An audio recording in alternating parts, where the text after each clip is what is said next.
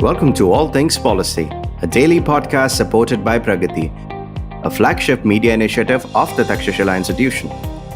We're a bunch of policy nerds based in Bengaluru, and we like to bring a fresh perspective to Indian affairs and an Indian perspective to global affairs.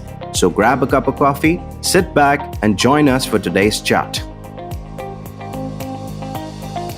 Hello and welcome to another episode of All Things Policy. My name is Sachin Kalbag. I'm Senior Fellow at the Takshashila Institution.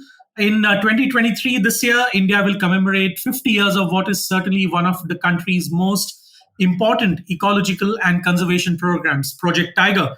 Launched in 1973, when the tiger was under severe stress to the extent that many said it was on the verge of extinction in India, Project Tiger became one initiative that helped rebuild not only India's tiger population, but also the entire ecosystem surrounding it. In 1973, India had only 9 tiger reserves. Today, there are more than 50 and more are on the way. India today has anywhere between 75 and 80% of the world's wild tigers, and Project Tiger has inspired other such programs as Project Elephant and Project Dolphin. While Project Tiger has been an unqualified success, India's environmental challenges have only multiplied over the last 5 decades, whether it is mining, loss of green cover, human-animal conflict, policy issues that dog the perennial question of development versus ecology. All of these questions are as important or perhaps more important today as they were 50 years ago. Today, I have with me Dr. Anish Andheria to discuss all of that and more. Dr. Andheria is the President and CEO of Wildlife Conservation Trust, a not-for-profit set up to preserve, protect, and conserve forests and wildlife. Currently, WCT works in and around 160 national parks and wildlife sanctuaries spread across 23 states in India and catalyzes path-breaking conservation action. He's also a member of several government committees, including the National Tiger Conservation Authority, which is the apex policy-making body of the union government. He's on the state boards of wildlife of Maharashtra and Jammu and Kashmir, on the Maharashtra Coastal Zone Management Authority, the Executive Committee of the Gujarat State Lion Conservation Society, and the Tiger Conservation Steering Committee of Madhya Pradesh. He has been awarded the prestigious Carl Zeiss Conservation Award in 2008 and the UAA Institute of Chemical Technology Distinguished Alumnus Award of 2017. He's a fellow of LEAD and has helped set up Kids for Tigers, a nationwide conservation education program in 2000. The program has reached out to several million school children in India. Welcome to All Things Policy, Dr. Andheria. Thank you very much, Sachin. I'm very, very happy to interact with you today.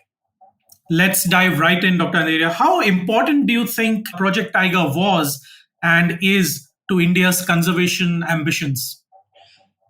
Sachin, Project Tiger is not only the most successful wildlife conservation program in the country, but I would go one step further and say it is probably the most successful conservation program for a large carnivore anywhere in the world. Nobody has seen the kind of recovery that India has shown. And this is very clear from the statistics. And I'll just quote a few numbers to make our audience understand. So in the turn, in 1910, from the hunting records, people had estimated that there were about 40,000 tigers. By the time we gained independence, and then in the first 2 decades, hunting was prevalent. There was booty given on the heads of tigers, leopards, wild dogs. And during the time of the British, they were massacred in large numbers. Even after the British went, the hunting continued. A lot of it was, sport hunting. Obviously, there was persecution as well. And by the time we reached 1970, some preliminary estimation was carried out across the country based on the pugmark census. And I'll go in detail about what happened then. But according to that figure, there were about 17 to 1,800 tigers left. From 40,000 to 1,700 tigers in about 60 years. And that's when the late Prime Minister, Mrs. Indira Gandhi, decided to launch what is called the Project Tiger. She also simultaneously launched what is called the Wildlife Protection Act of 1972. Project Tiger was launched on 1st April 1973. And together, these instruments have played a great role in not only resurrecting tiger populations in one of the most thickly populated countries on earth, but also given a lease of life to so many other species, not only mammals, but insects, birds, butterflies, and you name it. So Project Tiger actually is an instrument that was launched to protect everything wild. And in the first year, there were 9 tiger reserves. The idea was to declare more and to represent all types of habitats, Right. because tigers, fortunately, are found, unlike the lion, which is found in open country. Tigers are found in open country as well as in the Himalayan ranges, also in the Western Ghats, which is evergreen forest, in pretty much all habitats, including the mangrove.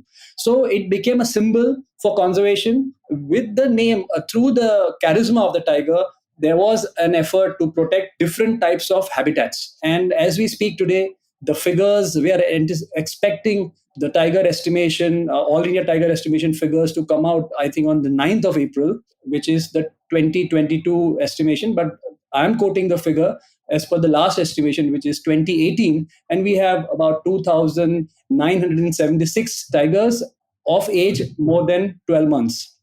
Now that's about India. But tigers were found outside India as well.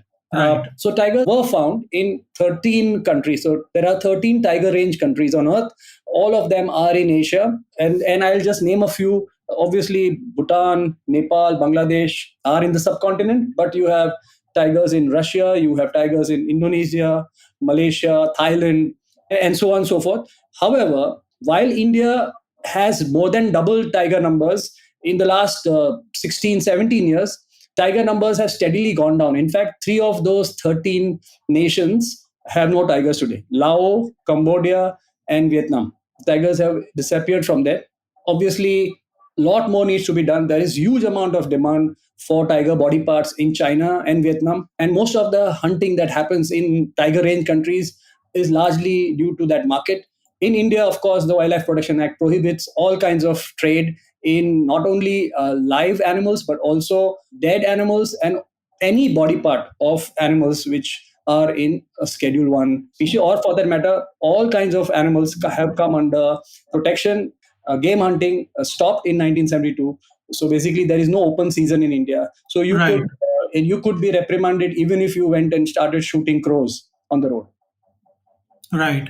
And when you talk about, Dr. Andheria, when you talk about tigers disappearing from a few countries in Southeast Asia, is this primarily because of poaching? It is poaching as well as habitat loss. Okay. Obviously, densities of all these nations have gone up. Typically in India, Nepal, not so much in Bhutan, but Bangladesh, the populations have gone up. As a result, tiger habitats have shrunk. And this is seen in other places as well. In India, I would say habitat loss is the biggest threat. But when you talk of other countries, there is a far more severe threat of poaching. The main difference between India and all other nations, I would say Nepal to a certain extent, Bhutan as well, and all other nations, is that we don't consider wildlife as a commodity. It is part and parcel of our culture.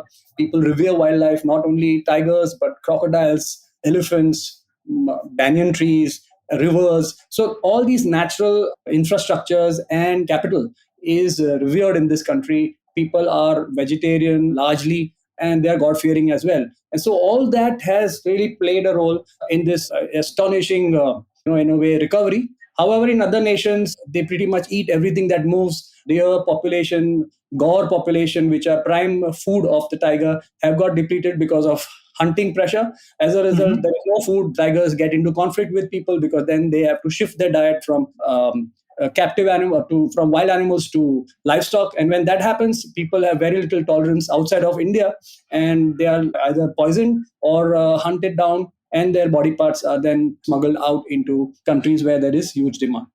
In that sense, therefore, then India's success is to be celebrated even more, perhaps, given that India's population between 1971 and 72 till now has more than doubled. And the pressure on green cover in terms of mining, in terms of human habitation, has increased manifold. And given that background, I would guess that the success of the Project Tiger rather is something to be happy about. Yes, of course. And that's why we have more than 70% of all wild tigers on Earth. There are somewhere between 4,200 to 4,400 wild tigers on Earth. Of that, nearly 3,000 tigers are in India. And we are about to, kind of in a way start talking about this next estimation. And I'm sure, because in the areas that our organization works, that is in central India, there is a definite increase in population. So we are expecting that the population will go beyond 3,000. Probably it may even touch 3,500 or so. Oh, that's phenomenal news and just for our listeners, the tiger population census is carried out once every 4 years, isn't it?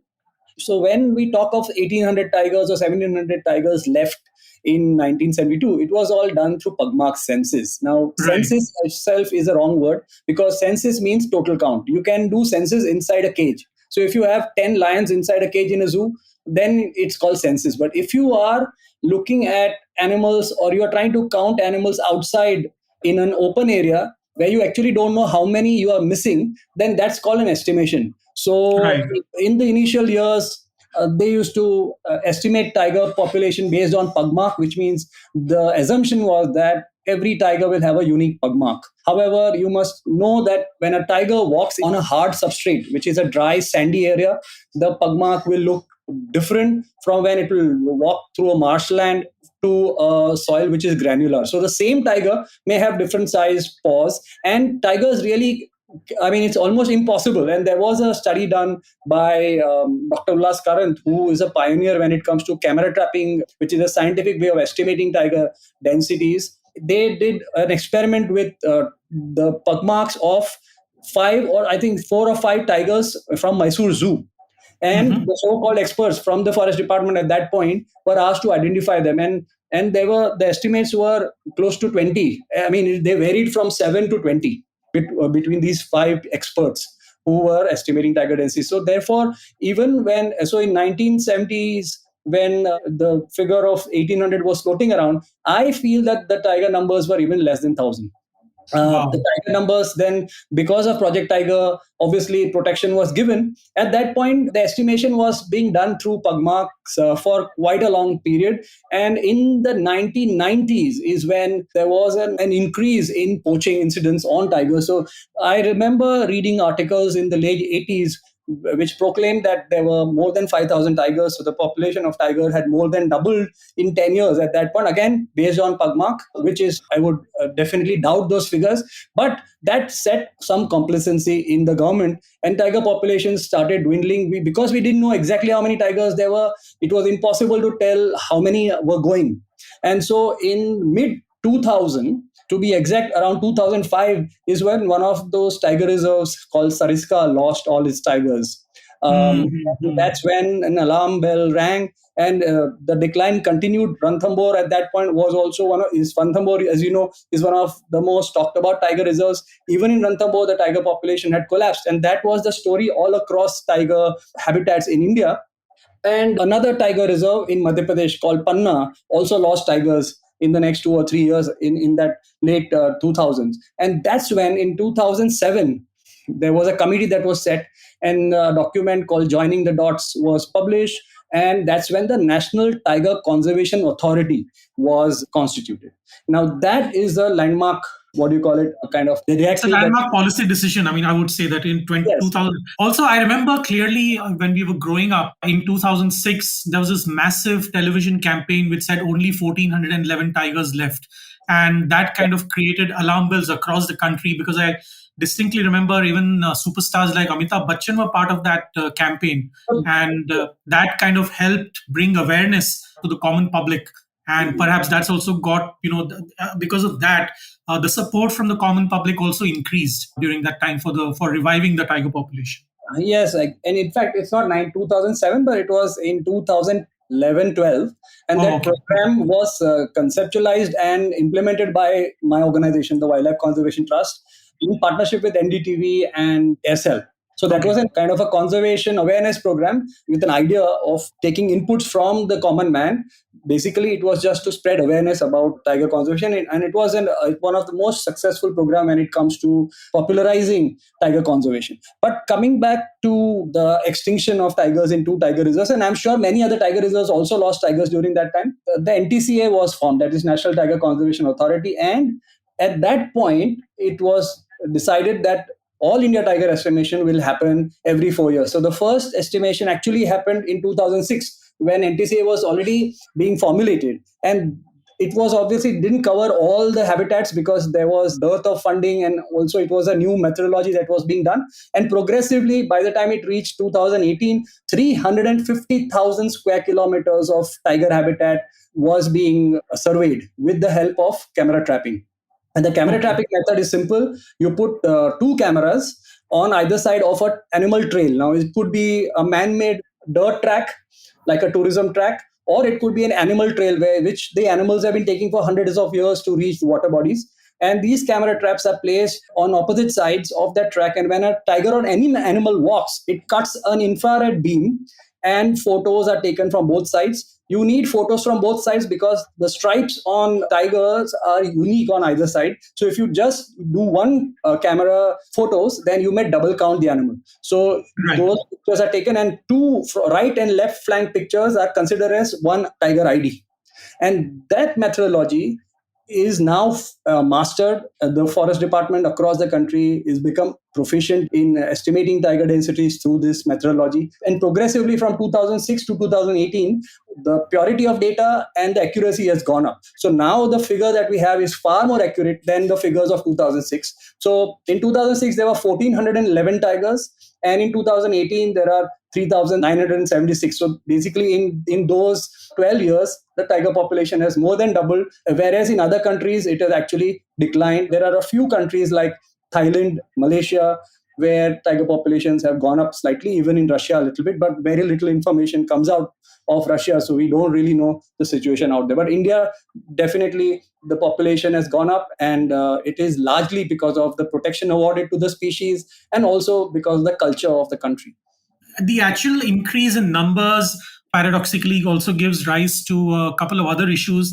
Human animal conflict, habitation loss, of course, is one thing, but also because of increase in density, the tiger territories are often in conflict by different tigers within the same national park or tiger reserve. In your experience, Dr. Andheria, do you think that just increasing the number of tiger reserves is a solution, or can we take a more holistic look at these specific issues when it comes to tiger conservation and, of course, ecological balance? It's a good question, because whenever you try and change or you make efforts to bring a large carnivore back into those landscapes where it had disappeared or where the population had gone down, people really don't have any, that generation which lives now doesn't understand tigers, because in the 60s and 70s their population had plummeted. So there is almost a couple of generations in some areas where they have no clue as to how to live with tigers. So when Mhm. inputs go in terms of conservation, obviously tigers bounce back. Fortunately, tigers breed rapidly. Their gestation period is about 90 to 95 days, and a female will give birth to about 3 to 4 cubs, sometimes even five. And in the best habitats where the prey densities are high, all of those five cubs can reach maturity. And if given protection to the habitat, and if the prey can go up because of management or augmentation, tiger populations can really bounce back. And that's why suddenly you have tigers in areas that had not seen many tigers, or had seen no tigers. And therefore, people do react in a very hostile manner. Unfortunately, there is increasing interaction between a large carnivore like tigers and people, either directly or through their livestock. And so when tiger attacks a cow and that cow belongs to a poor shepherd, obviously there can be retaliation. And several tigers in the past 10 years we have seen have been poisoned by people who are not angry with the tiger really, but they are basically losing livelihood. So conservation, the flip side is that there is obviously an increased interaction, which is now again creating that kind of anger in certain section of society in certain states. Sachin, here I would like to tell you that when we look at success, and I am also saying that it's one of the most successful conservation program, the success is not even inside India. Mhm. So there are 18 states where tigers are found. Right. Of that, I would say only about 6 states have done exceedingly well. And so Okay. around 75% of all tigers come from these 6 states. These are Madhya Pradesh, Karnataka, Uttarakhand, Maharashtra, Assam, and Tamil Nadu. Okay. There are three other states like Andhra Pradesh, Kerala, and Rajasthan, which are midway. In Rajasthan, Ranthambore is well known. But if you go outside of Ranthambore, there is hardly any social acceptance for tigers, which means when a tiger leaves the boundary of the Ranthambore National Park, then its survival rate drops drastically. So they are midway. So that makes it about nine. The remaining nine states, Arunachal Pradesh, Mizoram, to a certain extent, West Bengal, Bihar, Jharkhand, Chhattisgarh, Telangana, Uttar Pradesh, Odisha, these states have not done well. In fact, several states have lost all their tigers. In fact, there is a tiger reserve called Namdafa in Arunachal Pradesh, which is large, more than 2,000 square kilometers, and there are no tigers there. Baksa in West Bengal has lost all these tigers. Several other places like Palamu have lost. In Chhattisgarh, there is Achanakmar. So I can go on and on. Several of these states have actually failed the tiger, and the conflict is very high out there. So it's not only about tiger numbers. So while I don't want to confuse the audience. So the conflict that we say, first of all, we at WCT don't call it conflict. We call it a negative interaction, because tigers are not in conflict. It is the perception of people.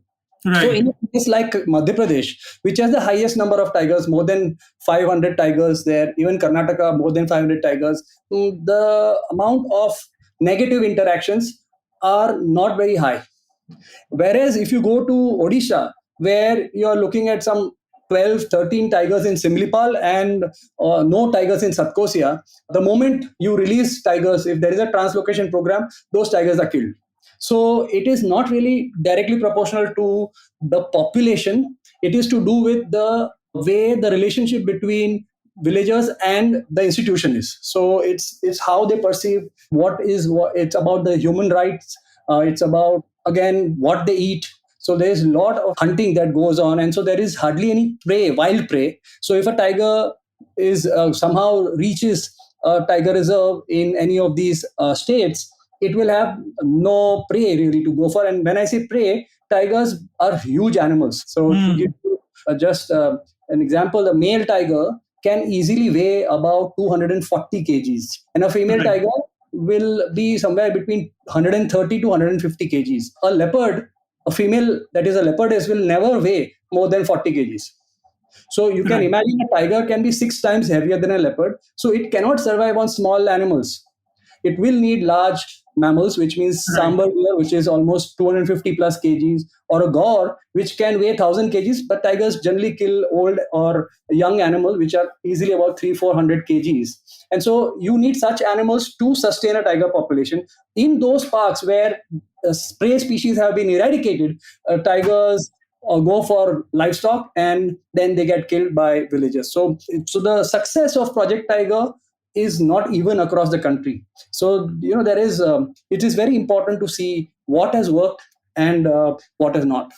Thank you, Dr. Andheria. On that note, we'll take a short break. We'll come back right after this promo.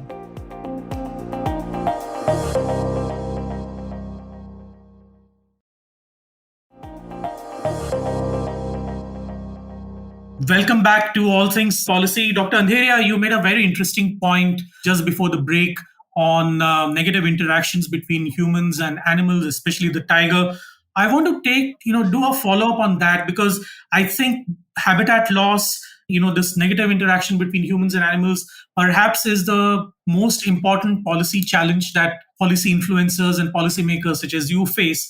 And these are political, economic, even humanitarian concerns. So how would you approach such a complex and complicated topic like this, where livelihoods are involved, where you cannot really fault the person for protecting his family or her family and then his or her livestock, because their families fortunes actually depend on domesticated animals. So approaching such issues will be full of ethical concerns. We don't know on whose side you want to make the policy on, and if you make the policy, will those policies be executed in the right spirit on the ground? These are all questions that must be troubling you, isn't it? Yes, definitely. Not only me, but also the tigers. The policies are made at the center. So although wildlife is a concurrent subject, which means both state and the center jointly are responsible for protection of habitats and species, the NTCA, as per the Act, also supports financially the tiger reserves. Nearly, so if the annual plan of operations of all tiger reserves has to be submitted at the NTCA, and the NTCA supports recurring costs, say almost 50% of the recurring costs of the EPO, and non-recurring costs to up to 60%. So a huge contribution. In fact, more than 50% of the funds that the tiger reserve needs comes from, and this is annual plan of operation. Obviously, this doesn't include the salaries of the permanent staff there. Because that's a constant. So those salaries are obviously supported by the states, but in some cases, some of the recurring costs also, which means daily wage laborers that have to be employed, has to comes from NTCA. So while I would say that the Wildlife Protection Act is an extremely powerful instrument, and it is responsible for resurrection of not only the tiger but also the elephant, the rhino, the Asiatic lion, several other species which were not doing so well about 50 years ago. However, the policy is one for the entire state, and every state, in fact every district, behaves differently. Culturally also, India is an extremely complex country. The dialect changes every 50 kilometers is what we say. There are so many different dialects, so people culturally are predisposed to a certain type of lifestyle. So when an act is made, obviously those nuances are not taken into consideration. So when you have a policy that is implemented all across the country, it is going to work well in some and not so well in the others. So what is needed is to somehow link livelihoods of the poorest of the poor. And when I say poorest of the poor, India has a huge population of poor people, but the ones living in those remote forests are in fact doubly marginalized. They don't have access to good education, health. Road network is only now getting better. Electricity is also wanting. A lot of these villages which come under the electrified list are actually receiving electricity for 4 to 5 hours a day, and that too at a random time. So it's really not yet, electricity is not reached anywhere. So you're looking at people who are already pushed to the brink.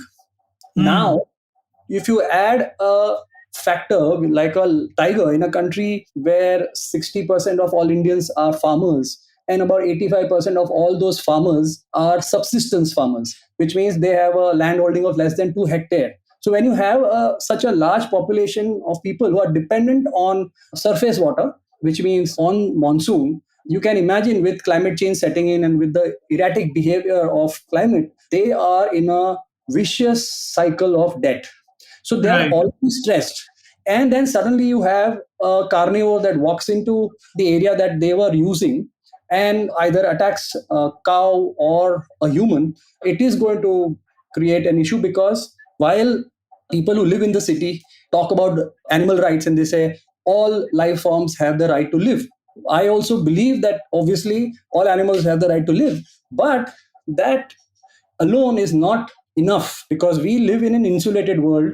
You and I are far away from the ill impacts of drought or floods or an animal attack, right? And we obviously advocate that the forests have to be protected and that large carnivores or any animal population should be increased. But the opportunity cost is being paid by the doubly marginalized people who are already, not even being able to manage 2 meals in a day.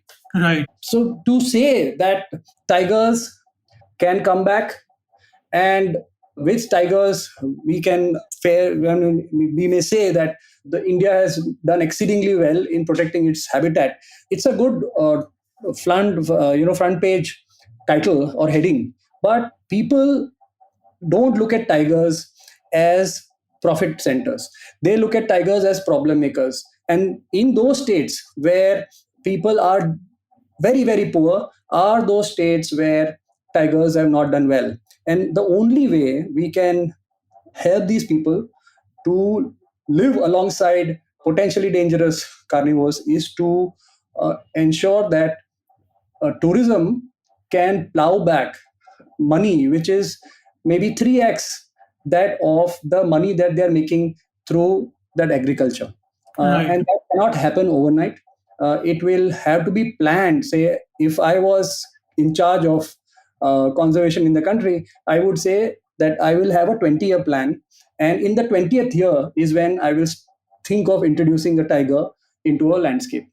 in those 20 years, I will see how I can move the subsistence farmers into agroforestry kind of a business where they don't have to do the hard labor in their fields, because eventually you need the prey species to come back. If the prey doesn't bounce back, you can never introduce a large carnivore in those habitats, or you cannot expect that a large carnivore will walk into this habitat and there will be no conflict. So the prey population has to naturally go up, and for that their agriculture fields have to be insulated from wild prey, and that can be done in two ways. One is by building solar fences around, aggregating their lands, and then having solar fence farms so that animals cannot get in, animals like wild pig, sambar, nilgai, and all those animals, or to move them into a cropping pattern which where those things that they grow are not food for wild prey. Slowly, Right. wild prey Right. will go up. The acceptance of wild animals will go up in people automatically. Nobody hates wildlife.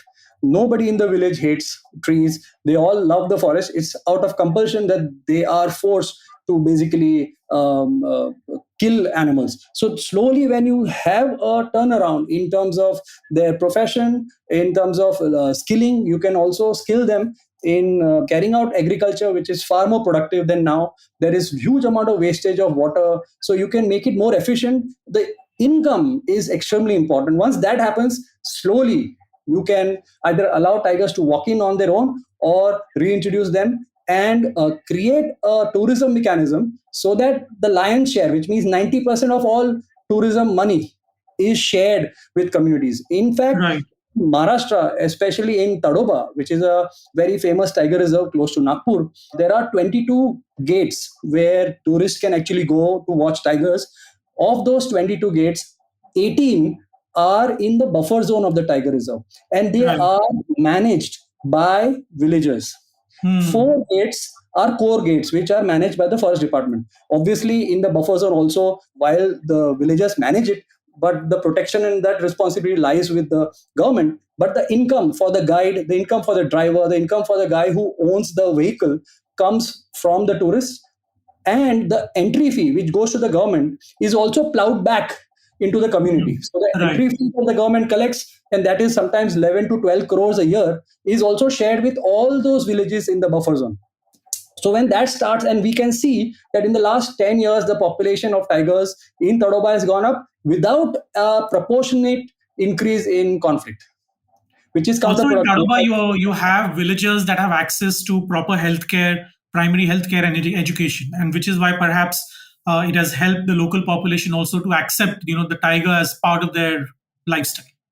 Correct. And yeah, so when you talk of tourism, obviously infrastructure becomes better. And with infrastructure, which means road network is better, people have access to good hospitals, have good education. So that is all automatic. So if you want, and India is really, I would say, in terms of tourism potential, the money that we earn out of wildlife tourism is not even 1% of our GDP. Right. And I have not done a very detailed calculation, but from many years of traveling across the country and looking at the dependence of people on natural ecosystems, I can easily say that we can increase that to almost 8 to 10% of the GDP. Wow. If that happens, then you will see that wildlife will come back. So another counterintuitive thing, when we started studying socioeconomics of villages, the states, if you look at the states that are doing well when it comes to tiger conservation, are also states that have industries where the economy of the state is good, the governance is good. So tiger is an indicator of healthy economy and governance. So all those states which like Maharashtra, in Madhya Pradesh and Karnataka, there is huge amount of the economy of the state is much better than a Jharkhand or a Chhattisgarh or Telangana.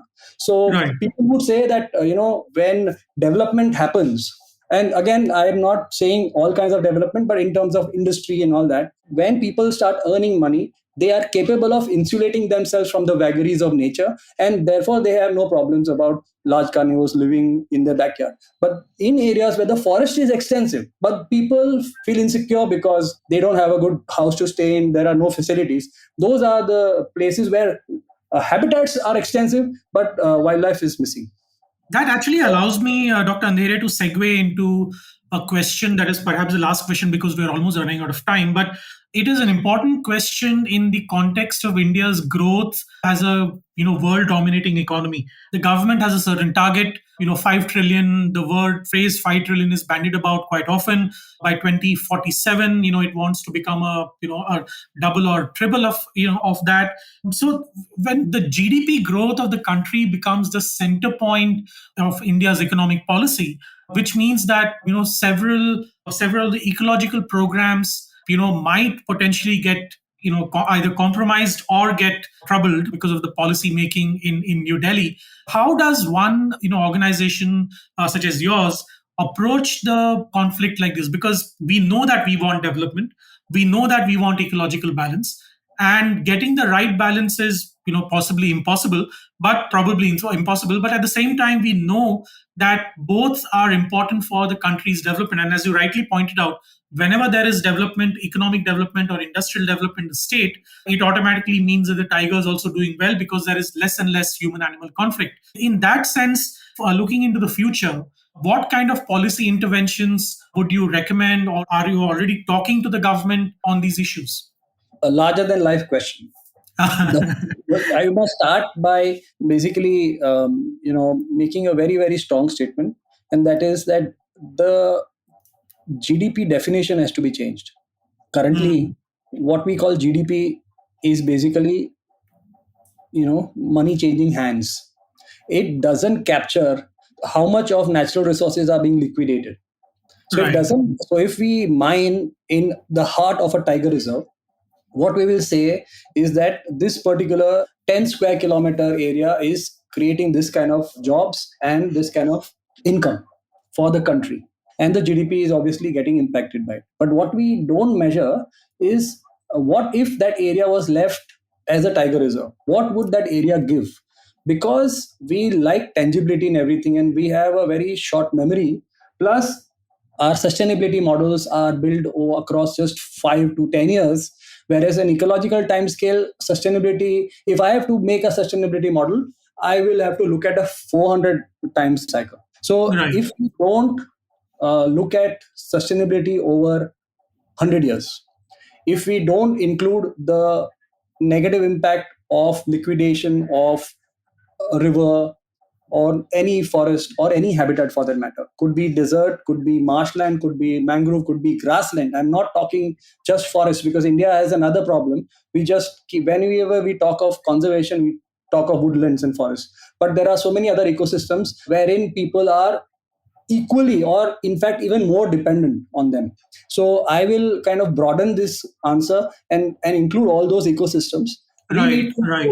do a cost benefit analysis when we measure GDP. So first of all, GDP growth is a very skewed way of measuring success because that is a short term gain. The long term problem is that the water will get polluted for hundreds of years.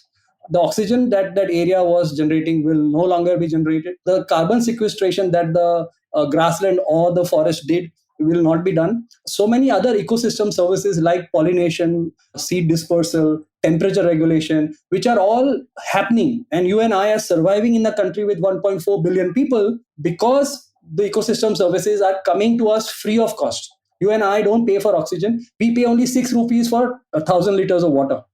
So Right. water is underpriced. When water is underpriced, people don't respect the sources of water. So first, we need to start targeting the market, the reasons for market failures, and the starting point is to be able to put the right value to the life-giving support systems like water, oxygen, and so on and so forth. So that's something that we have to do at the policy scale. We have to definitely plan conservation programs by talking with the people living or sharing their habitats with wildlife. It cannot be done in isolation. It cannot be done through a high level survey project where you go to just about 10 villages out of 1,000. We have to really go talk to people, talk to the women. Women have a very big role to play in sustenance of ecosystems because they have a bigger stake. Men are only thinking about immediate gains. Women, we know traditionally, are looking for stability for their children. And so to involve them in policy, to involve them in dialogue is very, very important. Automatically, you will do projects which are more sustainable. So that's one way of making sure that we don't go for short-term gains and shortchange the future. We have to see how the tourism potential can go up. We have to elevate the status of non-forested ecosystems from the Trans-Himalayas, that is Ladakh and parts of Kashmir, to the mangrove forests, to islands. Recently, a lot of important and very, very fragile ecosystems on islands are being devastated in the name of ports, because that is out of sight, out of mind. We need to give equal emphasis not just to the tiger, but to species that represent different ecosystems. So for me, tiger conservation has succeeded. But beyond this, we'll have to diversify. We'll have to start looking at species that symbolize those particular ecosystems and do the same kind of inputs that we have done in tiger conservation. And if India has done what it has done to tigers, I'm sure that if at all conservation of landscapes can succeed, it will be in this country. Thank you so much, Dr. Andheria, for that insightful conversation. I really had a great time talking to you. Thank you once again. This is the end of this episode of All Things Policy. We'll see you soon. Thank you. If you liked our show, don't forget to check out other interesting podcasts on the IVM network. You can tune into them on the IVM Podcast app, ivmpodcast.com, or wherever you listen to your podcasts. You can also follow IVM on social media. The handle is @IVM Podcasts on Twitter, Facebook, and Instagram. And hey, if you'd like to dive into Takshashila's research on technology, strategy, and economic affairs, check us out at our Twitter handle @TakshashilaINST or our website takshashila.org.in.